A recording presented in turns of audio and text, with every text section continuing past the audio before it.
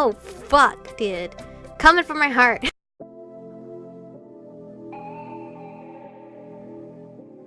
We're born in the moonlight. Ain't no fair to say. Can't breathe in the sunlight. Hello, Romas. This is Aromie here, and welcome back to Changeling. We're here, new route with Corvin. I'm sure you guys already know. I'm quite excited. We had to move on from Mark as much as I don't like to. We got to. So, Corvin is a wizard. So we shall choose the wizard route. I had no idea where to start with all this, but the way I saw it, Allie was a witch, and there was at least a reasonable chance I was something along those lines. Maybe. I should probably start there. Dangers aside, learning about myself seemed pretty important. When I suggested it, Violet just nodded. A reasonable starting point. To my surprise, he let out a long, piercing whistle. I think I was expecting an assistant or something to show up to help fetch a book. Instead, a book literally flew out of the stacks and into Violet's hand. I mean, it was a magic library, and also maybe I should have expected that. But either way, I was pretty sure my eyes were still the size of saucers. He handed it to me, and I took it as if it was going to bite my hand off.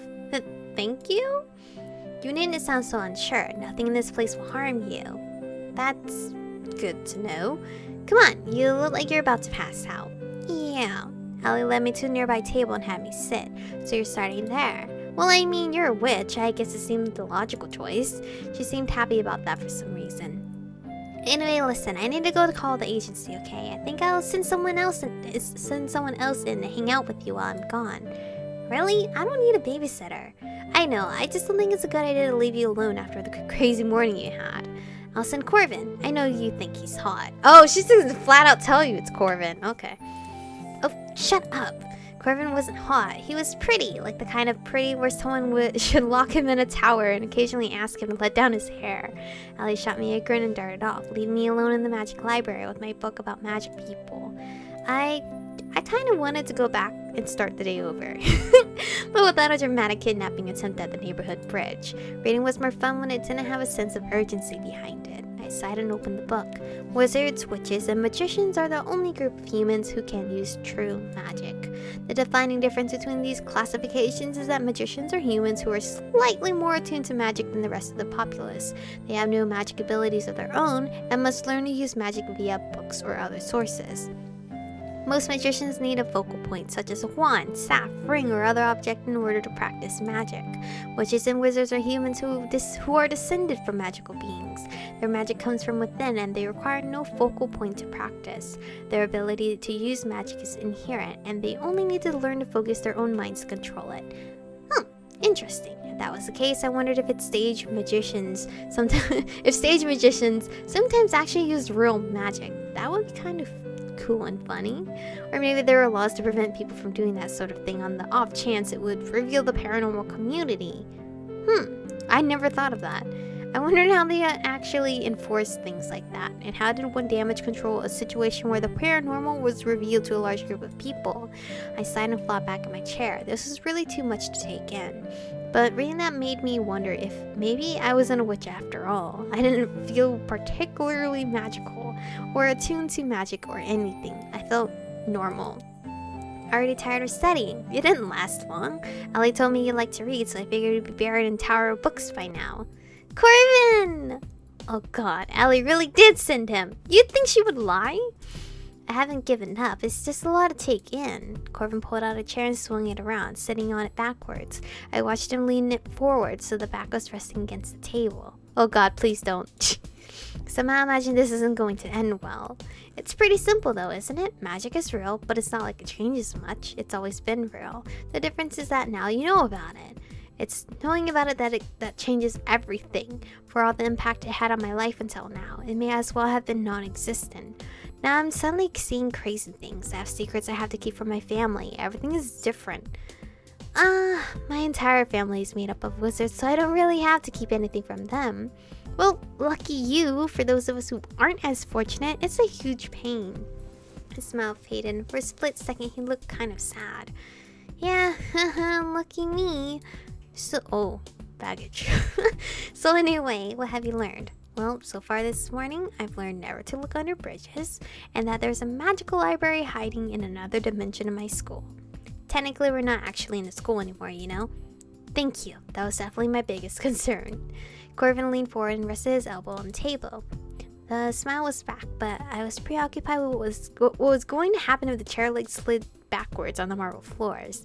Do you always turn all sarcastic when you're scared? It's pretty cute. Oh, are you always a flirt, Corvin? Are you the flirty character? Yes, I do. It's a great defense mechanism. Ignoring the cute thing, thank you.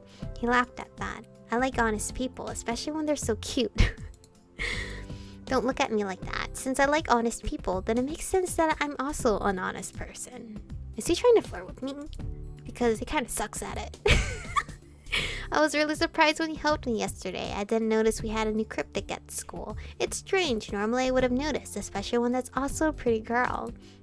He's definitely the flirt of this game. Oh, do you always headbutt pretty girls into a submission when they do show up? That was an accident. Has anyone ever told you that under all that ridiculously silky hair, your head is really hard? He grinned and leaned really far across the table. Most people don't tell me how silky my hair is at all. It really is though, isn't it? His chair chose the moment to slid out from under him. His chin hit— oh god! His chin hit the table and I watched him slowly slide backwards onto the floor in a daze. I saw it coming, but it was far more spectacular than I had imagined. Violet was glaring at us from the desk, so I only just managed to hold in the laugh as I got up to check on him. Are you always this clumsy? It's so cute. I helped him up, wondering if that huge red spot on his jaw would form a bruise. Luckily, he wasn't talking as he was doing that, or else he would bite his tongue as his chin hit the table, and that would hurt. I did that on purpose. I picked up his chair and righted it. What if he is purposely being clumsy? Just to get attention? Or to distract? Bro. Maybe try sitting on it properly this time? But this way gives me a chance to be really close to you. Oh no, I have a feeling Corvin might top Mark just because of the silliness. Oh no, I'm not ready for that. Surely he didn't expect me to fall for a line that bad, right? Then again, I think he actually does. I just rolled my eyes and pulled him to his feet. So, you said you were a wizard, but if you use a grimoire, doesn't that make you a magician? Corvin looked surprised. It was literally right in the introduction. I see, you're wrong though. I'm a wizard. The grimoire isn't something I've learned magic from, nor is it a focal point. It's simply a magical tool. Even wizards and witches. What the fuck did I just say? Witches? What the heck? Witches can use things like that if they want.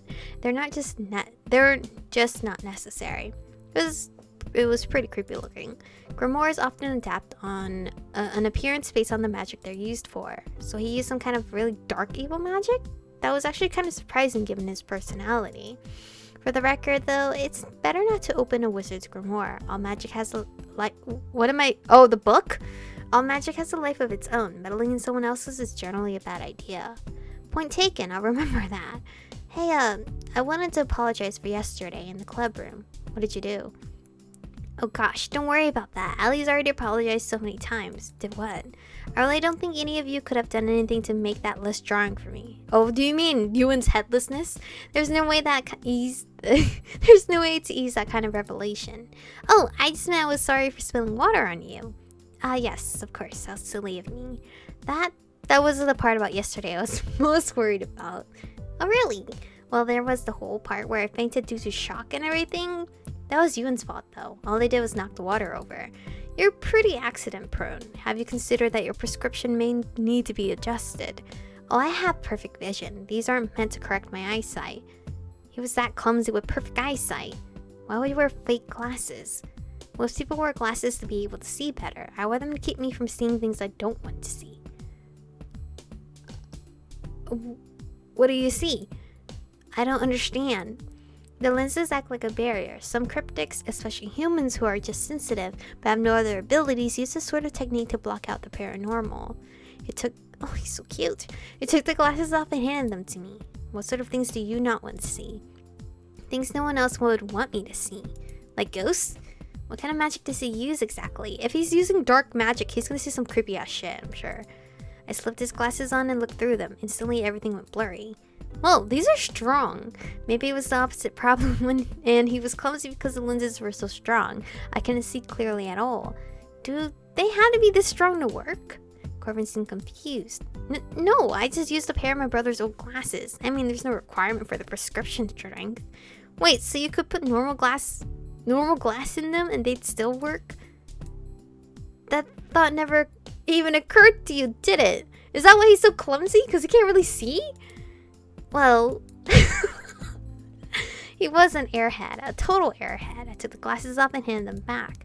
Maybe if you get the lenses replaced, you won't run into things so much. Maybe. So, how's the studying going? Absolutely 100% fine. I've studied a lot about Corvin so far in the length of the time span of however long. I nearly jumped out of my skin at the sudden voice behind me. Allie, jeez, don't sneak up on me. Sorry, not sorry.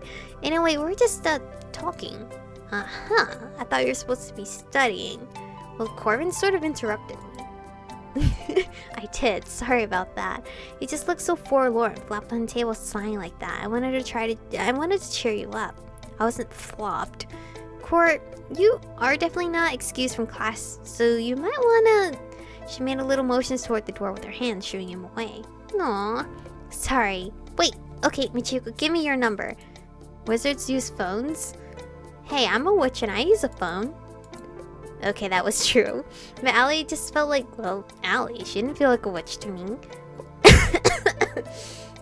Corvin felt mysterious, which is my jam. Maybe not mysterious, kind of weird, I guess. Sort of frivolous and weird. Maybe a little mysterious, more like a proper wizard than Allie somehow. Come on, please. He smiled and I felt myself nodding. We quickly exchanged numbers. I pray this route, I actually get the perfect route and not have to repeat what I did for Mark. I'm not sure why you need my number though. Corvin leaned down really close and smiled at me playfully. I just really don't think I'll be able to leave you alone. There's something about you. Oh, fuck, dude. Coming from my heart. Okay. Get out of here, Romeo. I need to talk to Michiko. She pushed him toward the door and he waved at me over his shoulder before darting out the library. Come on, the club room is more comfortable for talking. Just leave the book there. It'll return on its own in a while. Okay. I shut it and quietly followed her out. I listened and looked up as we left. The club room was empty by the time we got there. Allie sprawled out on the sofa as if she was exhausted.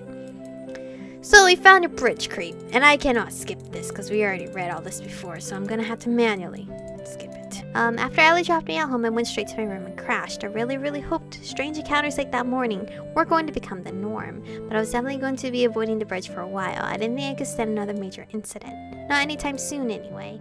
And given what Allie had hinted at regarding the upcoming holiday, it seemed like it would be best to lay low for a while, and that's what I was going to do. Corvin! The first secret. Ooh. After that day, I tried to keep the supernatural from bleeding into my home life as much as I could. Apparently, I was legally bound to not reveal the paranormal community to people not a part of it, including my family if possible. There was some fancy paranormal Secrecy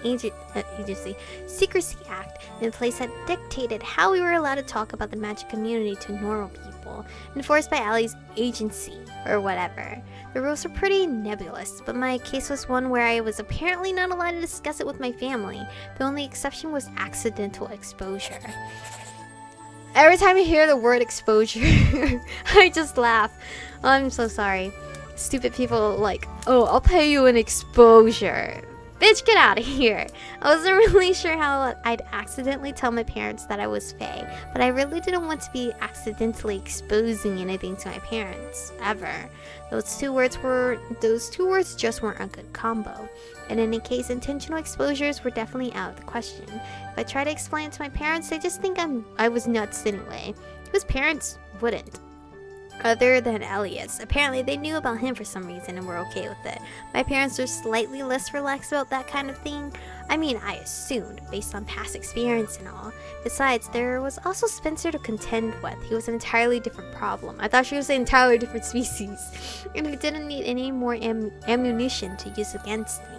For a few days, breakfast was my anchor to reality. Not that I ever expected myself to be clinging to coffee and egg toast as a way to maintain my sanity. But this is where I'm going to save for today's episode, and we're gonna have to start covering up Mark. But we're now heading to Corvin's, and I feel like Corvin might steal my heart, or he might be ranked up to like top 3. I'm still bummed that William, the guy that I was excited for, is technically my bottom ranked right now. So sorry, William. But anyway, thank you guys for watching today's episode. Stay beautiful, and I'll see you guys in the next one.